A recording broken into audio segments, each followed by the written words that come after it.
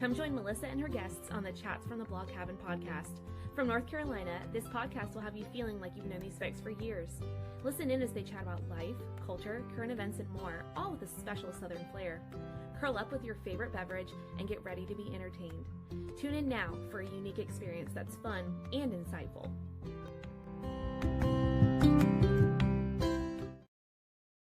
Hey y'all, welcome back to another episode of Chats from the Blog Cabin, the show where I virtually invite people into the blog cabin to chat about life. And today we are chatting with Christina H. Wilson. She wrote the book Believe. And y'all, this is one book that you would want to read because not only does she talk about all her stuff, it's a memoir and stories. I love the fact that it's in stories and not chapters, but you also talk about overcoming a lot in your book. And for me, that was like, wow.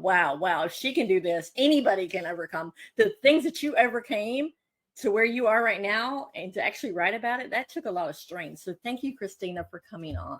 Oh, well, thank you. Thank you for inviting me. I'm very excited. So tell us a little about yourself before we start talking about the book. Of course, that's kind of hard when your book is a memoir. Exactly. Well, I am what I call an ABC, or what is called an ABC, American-born Chinese. And so I grew up outside of Philadelphia, the Philadelphia area, and lived sort of in Philadelphia, New York, Maryland, sort of all over, and now down in Florida, South Florida, where I've been for 30 years, which is crazy to think. And have a blended family of 5, or what I call our Brady, our blended Brady Bunch family. But what we call our Blasian bunch, because we're a mixed breed here. But yeah, it's, life is a journey. And as you read the book, my life has been very full.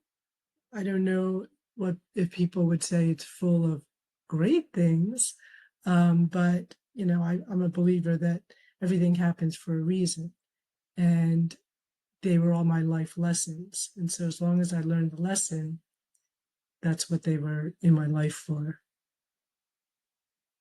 Yeah. I mean, I think your life, it's amazing, your life. And I love the fact you called it Blasian family.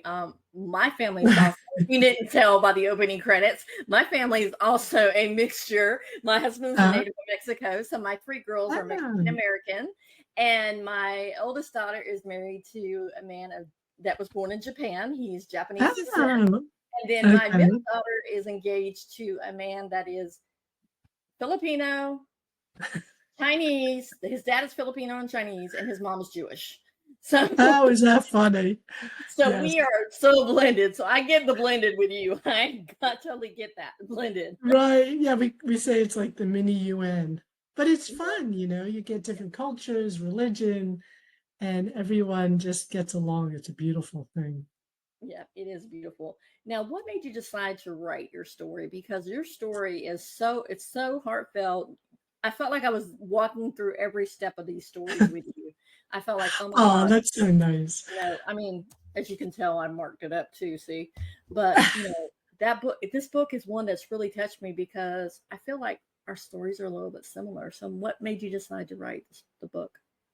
So it was never meant to be a book. It was, that was nothing I ever planned for. I started writing stories for my 2 boys, after life sort of turned upside down for us. And I thought, they were so young, and so much had happened in our lives up to then and through and during that time.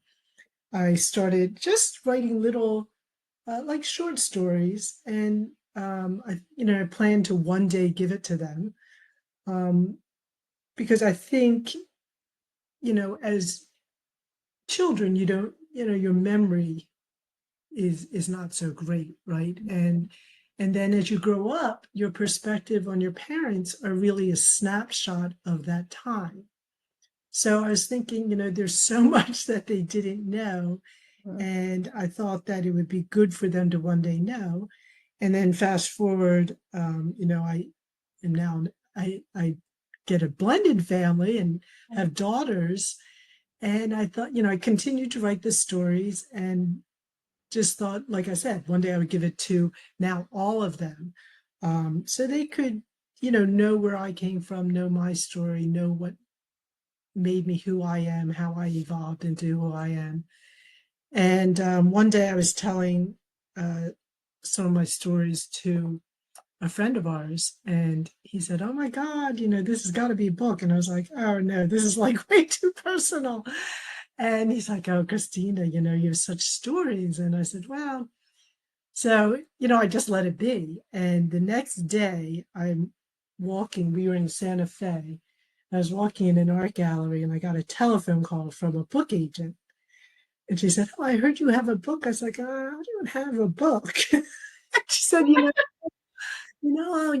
Anthony told me you have a book. And I was like, I said, "No, I'd written some stories, but, they're really just personal stories." And I said, "So I wouldn't say I have a book." So she said, "You know what, do me a favor, just send me your stories." And I was like, "Oh my gosh."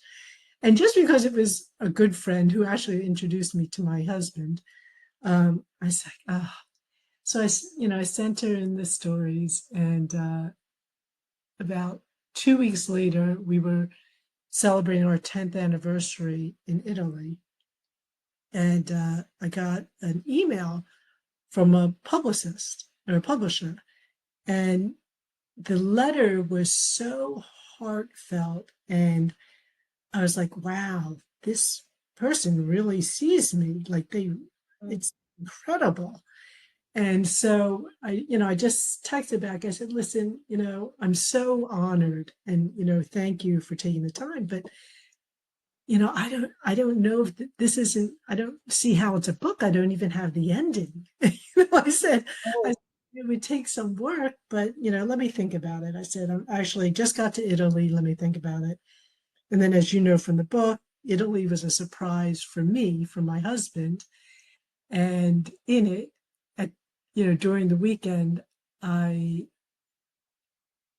found my last chapter, and I was like, "You know what? I think this is all meant to be." And so when I came back, I wrote the last couple, what is now the last couple chapters, which were stories. Mm. I sent it in. I said, "All right, let's see what we can do." And lo and behold, so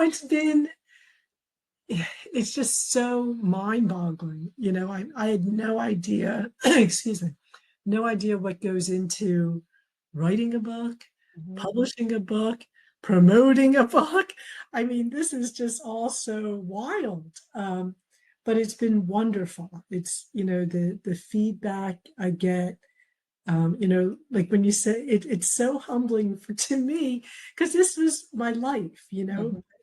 when people say to me, "Oh my gosh, you've helped me with resilience, you helped me get stronger, you helped me through grief." And I'm like, wow, that's, and so that's to me what makes it so rewarding. And so yes, it's been a gift to me, but hopefully it's a gift to others. It is definitely a gift. I will say that it's definitely a gift. What did your children think when you handed them the book? Have they read them? Well, yes. So once the book was done, um, I sent each of the kids an advance copy, and actually my family members, and with the premise that they were not allowed to call me until they finished the book. Because I said, "I don't want all the questions or why did you do this?" I said, "You have to read the book and finish it, and then you can call me." And so my oldest son, Sam, finished it in, I think, like, I don't know, 4 hours. He Oh, wow. sat and never stopped reading. And he was really anxious to read the book. And he called me and said, "Mom, wow." He said, I want to thank you for writing this book because you answered so many questions that I was always afraid to ask. I knew things had happened, but, I never wanted to bring it up, to hurt you or if it was too raw. So I thank you. He said, but I also have to say, I don't know if at 30 I understand or agree with some of your decisions or choices. He said, but I think that means that I just haven't evolved yet to the point where you are. And I was like, wow. Well, if you could say that at 30, I think you're pretty evolved. Well, yeah, for sure. Because most people are like pointing fingers at parents. Oh, you did this wrong. You did this wrong. This one's wrong. But he's like took a very adult approach to it. Yes, and it was really, and so that was really nice. And then my mother also read it, and she's a quick reader. She's a fast reader and a very avid reader. And so, like she knew probably 90% of the stories, obviously, because we're very, very close. And she called me, so emotional. And she's like, this is just so beautiful. And she's like, I'm so proud of you. And I was like, whoa, did my mom just say that to me? Because that's not, growing up in a very traditional Chinese family, people that parents don't, they didn't say things like that. We didn't grow up with, I love you. It's not like that. That's the way we are with our kids now. I never hang out without saying I love you or I miss you.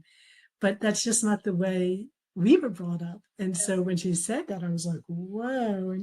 And she has been like my biggest fan for this book. So yes, everyone in the family who's read it just is really come back. And my sister, Betty, who is a year older than me, um, called me. And I'm from a very tight-knit family.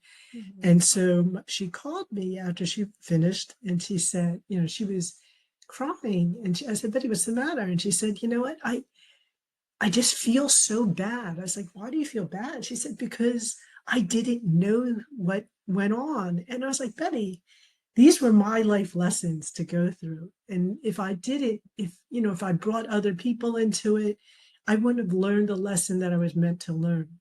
And so I said, I love you for that, but I hope you understand, like, there's no regrets or resentment or, I did this was my journey and this is my journey. And I said, I don't want you to feel bad. And she's like, oh no, which she loved the book, but she just felt very bad. She said, I just wish I could have been there for you. And I was like, well, it was my my growth and that's the way I feel. So and I think it's conveyed throughout the book that that's how I feel. And so, but that's led me to be who I am now. Yeah, And I'll keep evolving, and that's what life does, right? It helps you grow. for sure. Now I I honestly was I didn't know, going in. I didn't know anything about your story or anything. I was like, Um, okay, Melissa sent it. It sounds like something I'm really gonna love. I'm really gonna be interested in. So I read it and I was like, oh my gosh! Just when I think you finally got over the hump of one thing, something else happened, and I'm like, wow. Because in the beginning, you talk about your marriage to Jeffrey, mhm, and talk about how you really struggled, and then you went into counseling and you separated, and then you found your way back to each other, and then yes, tragedy happens. correct. And I was just like, man, I just can't even imagine what you were going through. I know you were probably like, why? Here we fought so hard to Yeah, become whole again, and then this right. happens.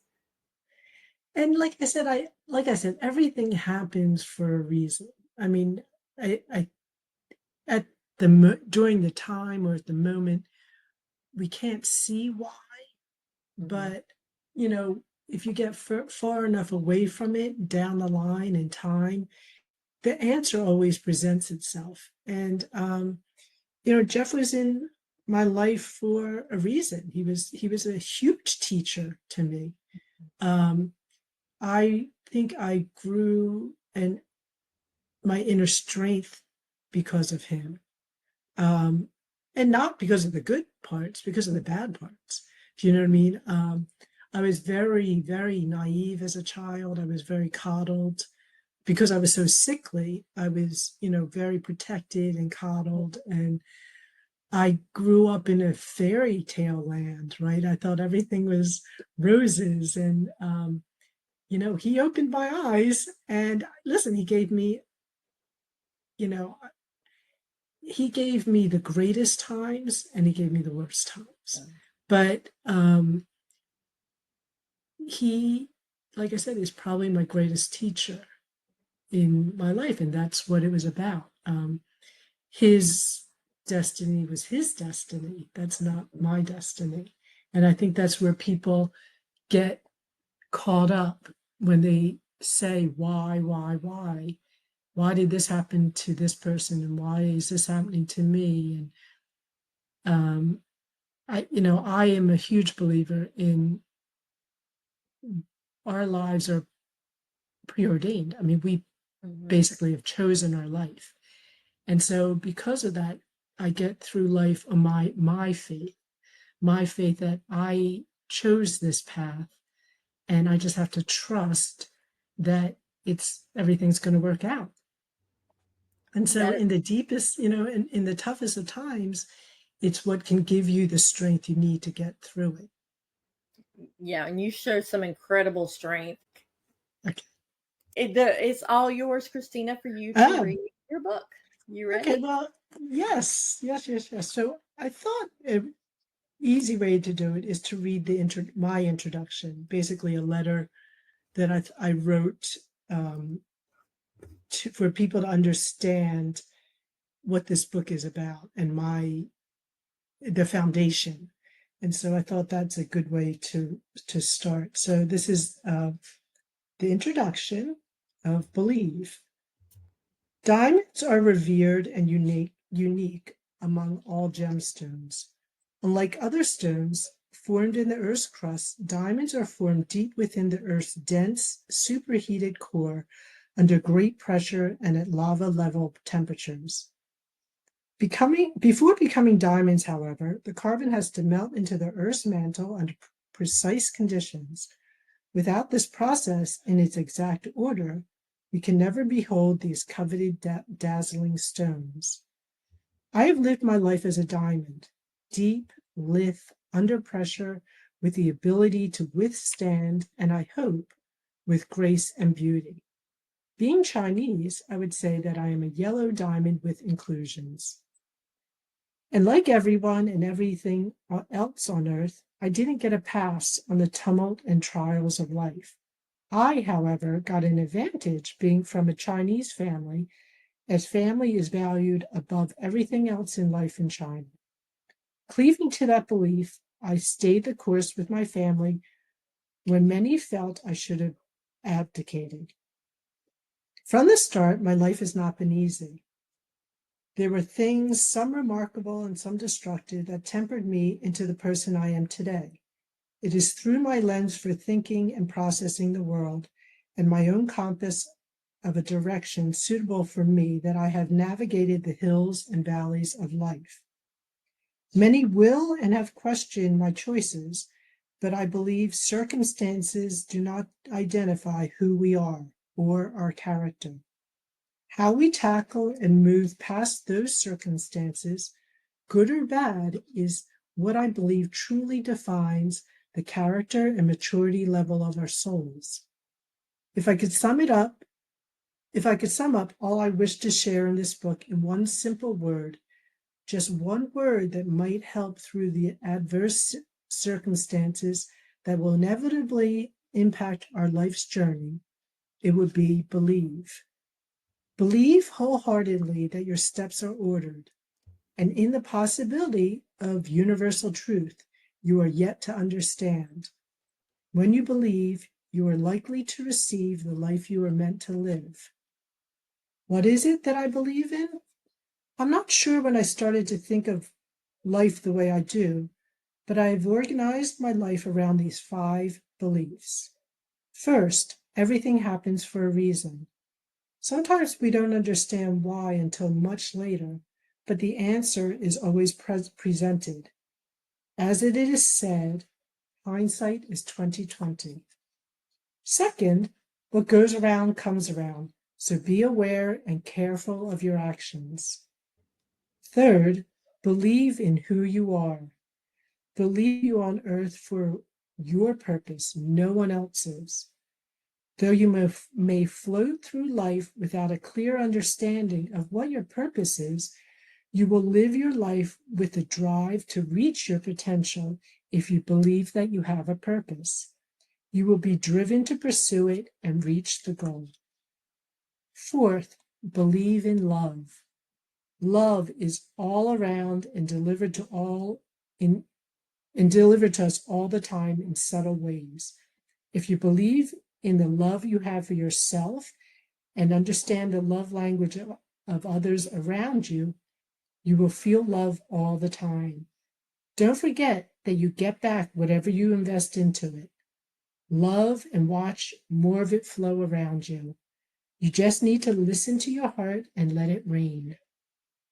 Fifth, and my most impactful belief is that someone, somewhere, might be God, guardian angels, or both, is always watching out over you and guiding your steps. This doesn't necessarily have to be in the Christian, Jewish, Muslim, Buddhist, or Hindu context, but in whatever or whomever you hold omnipotent. Just hold close to the omnipotent power you believe in. This will in turn provide you with the security and strength to live every day. The omnipotent power hears our prayers. We are never alone. We have guardian angels who listen to our prayers and protect us. We must learn to recognize the signs and messages which confirm that we are being protected. Whether it's instinct or what you might call a gut feeling, I believe we are presented with signs all the time to guide us in the right direction, give us hope, or let us know that our prayers and voices are being heard. If you recognize and believe in signs, they will lead you to where you are destined. My life up to now has been a testament to all my beliefs. They have provided me with the faith, hope, and strength to get through everything that life has thrown at me. My wish in sharing my stories and experiences is that I may provide others with the hope or ability to find it. My stories reflect my beliefs and my resounding truth. No matter how tragic life may be, there is a reason for what you're going through. If you believe everything will work out as intended, they will. I've embraced life not knowing what it held for me.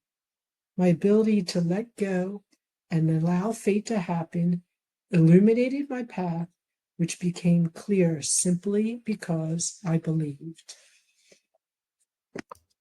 And I love that so much. And you talked about your signs and the intuition, which once I started reading the end of the book, I realized why you put the swans on the front of the book. Exactly.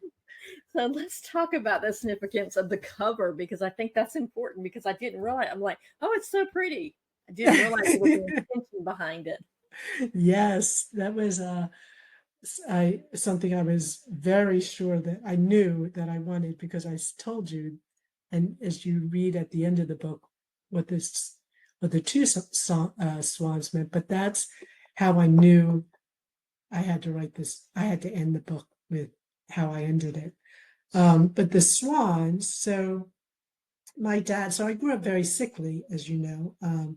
So I was really tiny and probably awkward looking. And so my dad used to tell me I was the ugly duckling.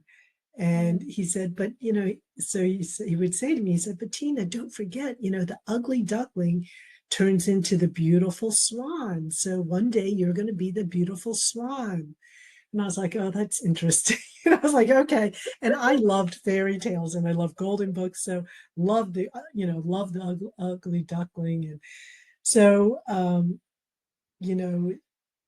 when my father passed, I, had always wanted to get a sign from him and anything. And then it was years after, but I had asked him for a sign to let me know that Harold, my current husband, is the right, is the person for me. And lo and behold, I was driving home one day, and I live in South Florida. I was driving home, and in a lake by my house, there was this huge swan. And I was like, that's unusual. I was like, that's so weird. I've never seen a swan in Florida. And I didn't think anything of it and kept driving. And, the next day drove by and people were all over taking pictures of it. And I was like, that's so weird. I wonder why there's a swan in the lake. And I think it was like maybe a day later that it hit me. I was like, oh my God, that's my sign. I said to my dad, just, show me a sign that Harold's the right guy. And here's the swan. And I was like, and I literally stopped, and I just stopped in front of the lake, and I said, thank you, thank you, Dad. I get the sign. The next day the swan was gone. So yeah, then the two swans, I don't want to give away the story, but the two swans were the swans that came to me in Italy. And I know in my heart that they were my dad and Jeffrey, my first husband, saying that, this is it, and swans, if swan, they say swans, they mate forever. And so they're a sign that, it's love forever. So I knew that's what I wanted on the cover, because I think that's, the bottom line is the book's really about love. Mm-hmm. If I were to say what is, what's woven throughout, it's really love. And love comes in all different ways, right? And I think, from your family, from friends, I have amazing friends. I have amazing family. I've been very blessed with family and friends. And so, that's an important part of the book too. Yeah, you definitely have showed a lot of love in a lot of ways, and people that were there for you. And I don't know how you managed to be strong, because any of those circumstances would have sent anybody like crying on the floor, but you managed to find your way through, because it's like every time I think, okay, now she's gonna live happily ever after, something else happens. I'm like, Wishful okay. thinking. I'm like, Right. okay, wow. And you still had faith in humanity, which is Yes. amazing, because what you went through, because I don't want to give away the book, because people I got to know. read this book. I'm hoping I'm teasing it enough. What you went through was amazing, and that faith that you had in humanity, that you weren't jaded, or it didn't come Yeah, across. I probably wasn't jaded. I definitely wasn't jaded, but believe me, there were days and times, and I've told my son this. I said, there were many times when I was literally on the ground, like giving up and just looking up and saying, please, like, someone help me, like, give me an answer, tell me what I'm supposed to do, throw me a lifeline, and it always happened. It always happened. And, I don't believe you have to get down to that point. But I do, yes, it wasn't that it was my faith and my belief that always got me through. And that's what I say, if you have faith, I do believe in the darkest of days, that's what will lift you through. But I also believe that it's the counter side of that. The flip side to that is that in your greatest of days, you also have to have gratitude and thank your faith. You always have to have gratitude, because the universe is always presenting you, and so if you don't recognize that and have gratitude for it, that's not good. For sure. I mean, honestly, I knew I wanted you on before I read the book. After reading the book, I'm like, oh, nothing's going to stop me from interviewing her, because Oh, really, the way that you raised your sons to still believe in goodness in the world with what they went through at a very young age. And you even talk about at the very beginning how your first husband didn't want didn't want Sam, or got kind of jealous when you had your oldest Yes. son.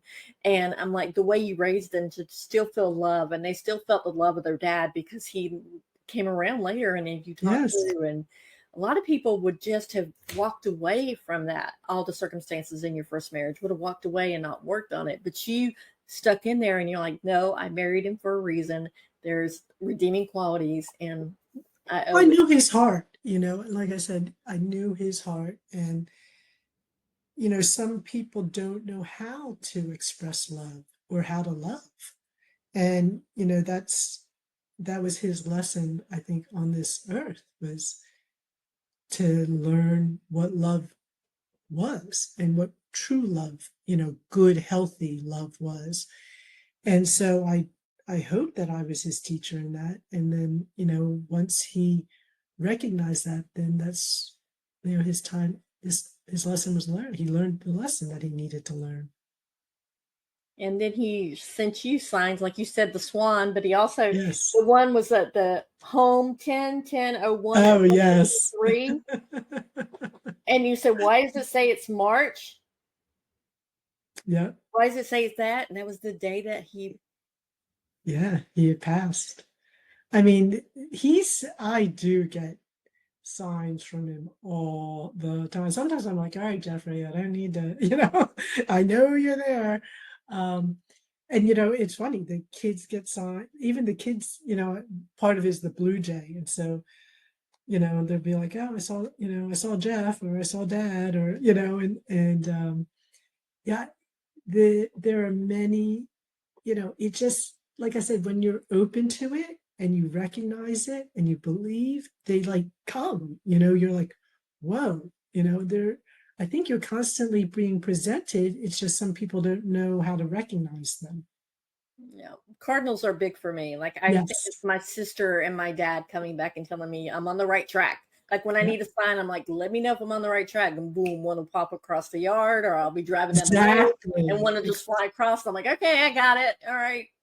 Yeah. And that makes you feel so good, right? It's like, it's confirmation, it's like confirmation from above. And that's, that's like priceless. Yeah, for sure. So when you talk about meeting your second husband and how you Mm. were like, you really, I don't think it came across in the book like you really didn't want to meet anybody. You're like, I'm No. done with men. I'm done, period. Oh, I was. There was an That was interlude between Jeffrey and your second husband that I'm like, I just wanted to wring his neck. But but and then he's like appears and it wasn't who you thought you were looking for, and you found it, Yeah. and you could just No, tell by the light in your eyes and the brightness and the big smile on your face how happy you are with him. oh, thank you. It is, and it is incredible how life, the gifts you get in life. And yes, and Harold is definitely a gift in my life. And I was not looking for, I had said after the other one, that, oh, okay, I'll wait till the kids are in college, and if I want to date, I'll date, but I have no interest in meeting anyone or dating. I've had it. Uh-huh. And and then this, this gift comes to me, and so I was like, wow. And it just couldn't have been, I could not have, no one could have made that happen. It was definitely, a gift from heaven. um and so yes, and it is, it all fits so perfectly, and knock on wood, I don't want to jinx it, but our kids you know blended right away, and there's, they are so close, it's like they were born together. It's beautiful that my boys got sisters and another brother. It's, it just, it's all, it that, as I say, was my fairy tale. And so yes, it's, that's my happy ending. But I do believe, am still here and continue to evolve. So Mhm. while I've closed the chapters on that part of my life, and it's another interesting thing is, this all came about when I was turning 60. And I'm also the year of the dragon. And in Chinese, the dragon is such an important, powerful astrological sign. And so I'm actually a wood dragon because of the year I was born. It was a wood, the element is wood, and the year is dragon. And that only comes about once every 60 years. Wow. So for my book, my memoir to come out the same year, under the same element and year as I was born, it just, it's all so incredible. This is all, to me, I'm like, wow, this is nuts. Like, this is just, but it just keeps saying to me, see, this was meant to be. Yeah, for sure. And, I think the reason why your family blended so well, and I'm going to give kudos to you and your husband, but especially for you, because reading in the book of how much your family, the cousins, their brothers, your sisters, everybody kind of were like spending all this time together. Yes. I Yeah. think that's why your boys were like, oh, just some more family. I think if it had been just you and the boys, they probably would have had more of an issue with you bringing somebody else in with their kids. But I think because you taught them and modeled them that family is extended. It doesn't have to be just, Right. you don't have to be jealous because we have love in our heart for everybody. Exactly. And I think that's really what it is. I think they recognize love. Mm-hmm. They recognize the love that this was going to bring them and our family. And that's what made it so right. Like I said, we couldn't have planned this any better. I mean, it just happened, and that's the beauty of it. And it's Yeah. still happening. Like I said, our kids are all so close, and even they're grown now, but they're like, so, best friends. Yeah. It's beautiful. It's so beautiful. Now you took what you wrote. I don't know if you started it before you wrote the book or after you wrote the book, but you started something amazing called Sisterhood Through Grief with Mhm. your grief support group. So let's talk about that. It's a podcast. Yes, it's a podcast, and so actually it was started before the book, and I think that's what gave me the courage to Mm. do the book. There's no way, had I not gone through what we've done with the podcasts, would I have ever been able to have the courage and strength to put this book out. But Sisterhood Through Grief came about, during my grief. uh, the boys and I were in a grief support group called Hearts and Hope.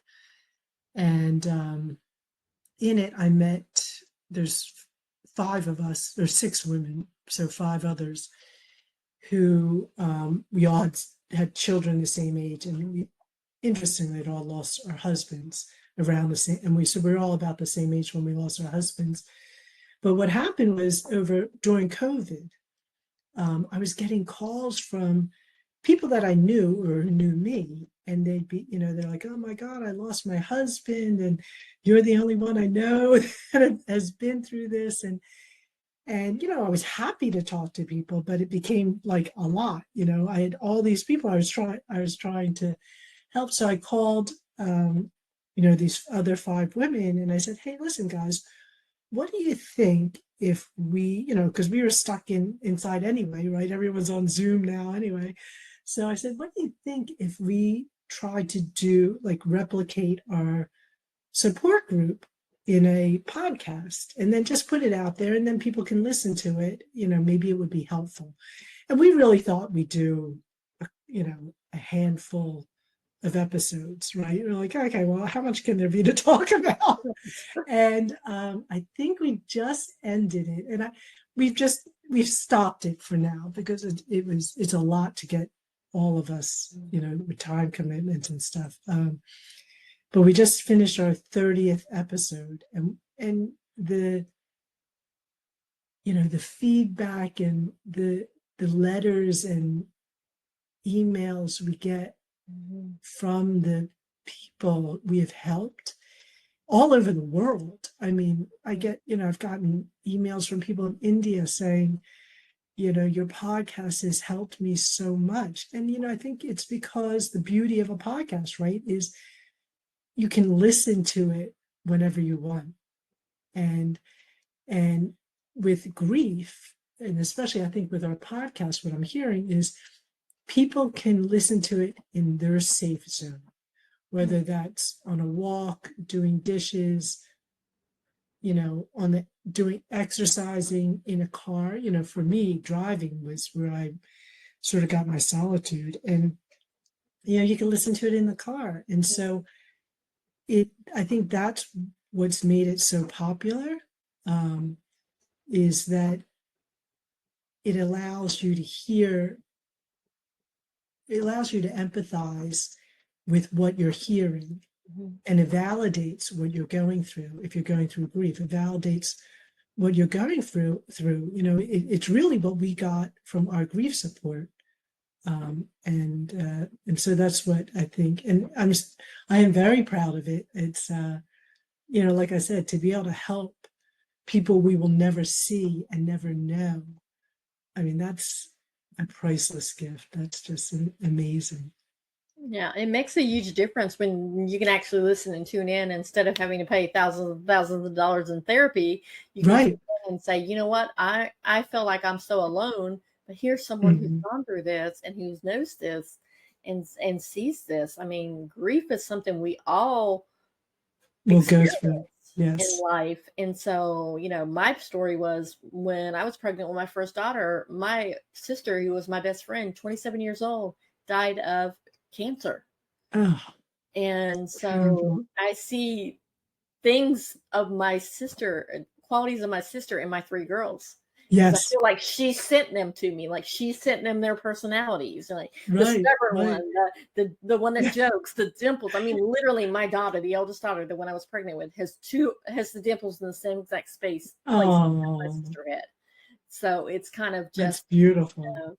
And then losing my dad in 2014 from Agent Orange and oh wow, the contaminated water in Camp Lejeune, because he was in the Marine Corps for 20 years. I'm sorry. And I lost him to cancer as well. And so, I've had, like, out of my core family that I grew up with, there was 6 of us, my mom and dad and the 4 girls. There's only 2 of us left. Oh my goodness.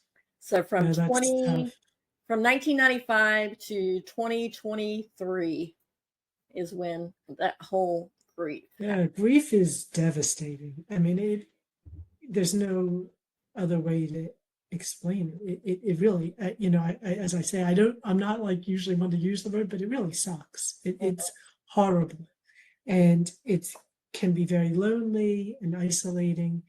And so, like you said, with a podcast, it could allow you to not feel alone in your grief because you're hearing others who are going through the same thing. For sure. And during that time that you were going through this, because I know there's a lot of parents that are listening, how did you manage to make yourself strong for your boys so that they knew to feel the grief, but we have to move on. We can't be stuck. Right.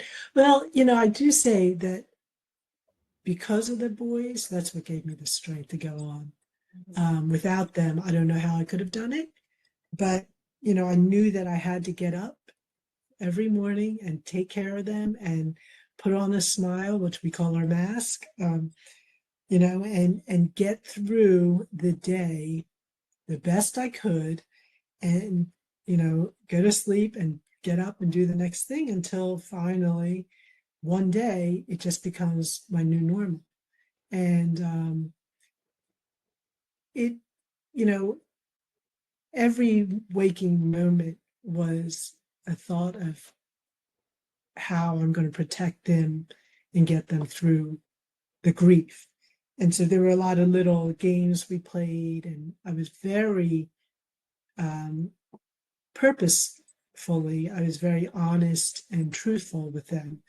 And so we spoke about our emotions a lot. We spoke about, our fears. And so I think, and even though they were so young, I think being able to share that within the little threesome of us um, really helped them to, heal and become, really emotionally strong. And so they are resilient. I mean, kids are resilient, and like I said, they gave me strength, and kids will feed off of the parent, right? So if they saw me smiling and going out and and having friends, they would do the same. And so I tried to model what I wanted them to be like, and I think they did an amazing job of of, of doing that. You just said that your boys got you through the grief. I Mhm. honestly think that God or the higher power, however, really sent my daughter, because my daughter was unexpected surprise, unexpected blessing. Oh, And right before I, well, right before my sister was put on life support, because she was put on life support before she mhm. died, we had found out that day that she was going to be a girl. And so she died in May. My mom and dad, this is the first child they had lost. So, when you lose a child, I hear it's the hardest thing ever, especially a child. Yeah, You're supposed to go before your children. But exactly. I think God in his mind knew what he was doing, because my my oldest nephew, was born in August. And matter of fact, his birthday just passed. Oh, He turned 30. So this year. And then 4 weeks later, my daughter was born. So she's 30 as well. oh, But I wow. really think, God sent them to her, to my parents, Yes, so they could get yes, through the what they're doing, get through the grief with my sister definitely, definitely. that they were I mean, given. children bring so much love and joy into, a space, right? So it's hard sometimes to be sad when you're around children. For sure. Now, I wish I could talk to you for hours and hours, but our time is up. I mean, people will be like tuning off this podcast. All I'm going to say is they need to get this book. But is there one thing that we touched upon that you want to kind of reiterate, or one thing that we maybe didn't touch upon that you want to say? This is your time before we talk about where people can find you. No, I would just tell, I think I would just say to people that, you know, everything that is going on in your life, and this is what I say to the kids, be it good or bad, has its reason. And so you just have to realize that things are happening for you, not to you. They're happening for you, to whether it's to give you strength, give you understanding, teach you something. And if you can hold on to that premise that, that's what it is, you'll get through whatever it is you need to get through. And like I said, chances are down the line, you're going to look behind and say, oh, wow, I Mhm. see why it happened. I couldn't imagine that that's where I would, I am where I am now. But, I see why it all happened. For sure. Now, tell people where they can find you before we talk about where they can find the podcast. Oh, okay. Well, the easiest thing is to go on my website, which is Christina H, like in Henry, Wilson.com. On that, you can find my book. You can find all the podcast episodes, so you can actually listen to the podcast on the website, and just all, interviews and other podcasts I've done, and reviews, and, just another little children's book that I had done is on that too. So that's probably the easiest way. Now, I think there's a way to contact the author on that too. So I would get an email or anything, correspondence, if someone was trying to do that. And the book is Believe, a Memoir and Stories. And guys, you need to read this book. Anybody that has dealt with any kind of loss in their life, or felt like the universe is working against them, read this book and you're going to realize the universe is working for you. You may That's not right. think they are working for you, but they're working for you, because they definitely worked out for you. Well, thank you so much. This is wonderful. You're welcome. Thank you, Christina, for coming on. Guys, I will share in the show notes all where you can find Christina, because I have like all her social media and everything, as well as where you can find the podcast. Like she said, if you want to contact her on her website. And the book is Believe, a Memoir and Stories. And I'll link the Amazon link to it so you can buy it on Amazon if you want. And once again, Christina, thank you for coming on. Thank you.